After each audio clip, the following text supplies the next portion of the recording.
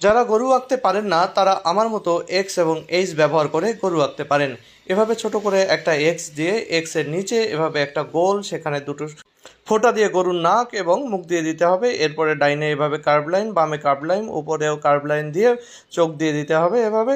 এরপরে দিয়ে দিতে হবে কানের কিছু অংশ, কানের উপরে অংশ দিয়ে নিচে অংশ দিয়ে এরপরে দিয়ে দিতে হবে দুই পাশে দুটো শিং। এরপরে এভাবে টান দিয়ে গরুর পিঠটা এঁকে ফেলতে হবে।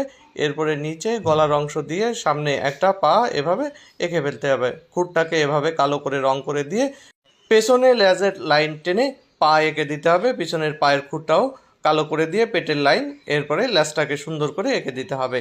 এরপরে গরুর যে বাট, এরপরে বাটের পিছন দিয়ে আর একটা পা এবং সামনে আর একটা পা এঁকে দিতে হবে। পা এঁকে এর খুঁটটা কালো করে দিতে হবে। এরপর রাবার দিয়ে মুছে ফেললে হয়ে গেল গরু। যারা খুব সহজে জোড়া কবুতর আঁকতে চান, আজকের ভিডিওটি তাদের জন্যে।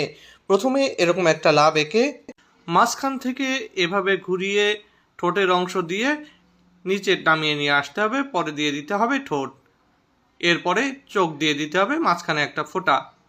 বাম পাশেও একইভাবে এভাবে ঘুরিয়ে ঠোঁটের এই ভাঁজটা দিয়ে নিচে নামিয়ে নিয়ে আসতে হবে এভাবে। এবার দিয়ে দিতে হবে ঠোঁট, ঠোঁটের পরে দিয়ে দিতে হবে চোখ। এরপর মাঝখানে একটা টান দিয়ে পাখনা হয়ে গেল। এবার একে দিতে হবে লেজ। এভাবে কয়েকটা কার্ভ লাইন দিয়ে দুই পাশেই দুইটা লেজ এঁকে দিতে হবে। এবার পায়রার পাখনায় ছোট ছোট করে এভাবে পালক দিয়ে দিতে হবে। যত নিচে নামবে পালকগুলো একটু বড় করে দিতে হবে। দুইটা পাখনাই এভাবে দিলেই আমাদের হয়ে যাবে। আমাদের পাখনার কাজ প্রায় শেষ হলো। এবার লেজে কয়েকটা লাইন এভাবে দিয়ে দিতে হবে। এরপরে একটা ডাল এঁকে দিতে হবে। ডাল পাখির ওই পাশটায় থাকবে। ডাল আঁকার পরে উপরে একটা লাভ সিম্বল এঁকে দিলে আমাদের জোড়া কবুতর রেডি। দর্শক বন্ধুরা, আজকে আমি 3টা দুই ব্যবহার করে একটি কুমির এঁকে দেখাবো। এজন্যে প্রথমে দ্রুত আমি 3টা দুই লিখে নিলাম সমান্তরালভাবে। এবার বাম পাশের দুইয়ের মাথা থেকে একটু উপরের দিকে এভাবে টান দিয়ে একটু বাঁকিয়ে মাঝখানে আর একটা দাগ দিয়ে একটা চোয়াল এবং নিচে আর একটা পয়েন্ট দিয়ে এভাবে নামিয়ে এনে কুমিরের আর একটা চোয়াল এঁকে দিলাম। এবার এঁকে দিলাম কুমিরের চোখ। এবার কতগুলো জিগজ্যাগ লাইন দিয়ে দ্রুত আমি কুমিরের দাঁতগুলো এঁকে দিলাম।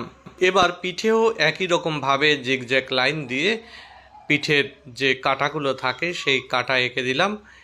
আর ডান পাশের দুইয়ের নিচ থেকে এভাবে বাঁকা লাইন টেনে পিঠের উপর থেকে এভাবে আর একটা লাইন টেনে কুমিরের লেজ এঁকে দিলাম। আবারও পিঠের কয়েকটা জিগজ্যাগ লাইন দিয়ে মাঝখানের দুইয়ের নিচ থেকে লাইন বের করে এঁকে দিচ্ছি কুমিরের সামনের পা।